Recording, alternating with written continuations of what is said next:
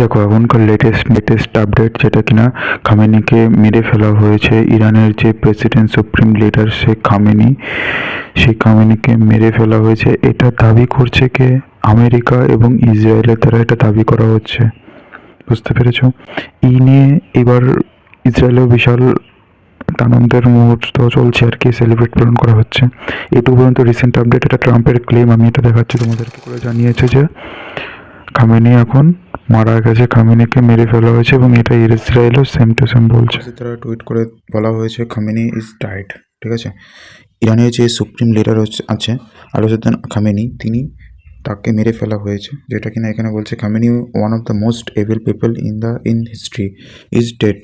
এটা কে বলছে? এটা ডোনাল্ড ট্রাম্পের টুইটের মাধ্যমে বলা হচ্ছে। ঠিক আছে, আর এটা টুইটের মাধ্যমে এটাও বলছে যে খামেনি মারা যাওয়ার ফলে অনেক ইরানিয়ান পিপল তারা খুব উপকৃত হয়েছে, তারা খুব আনন্দিত।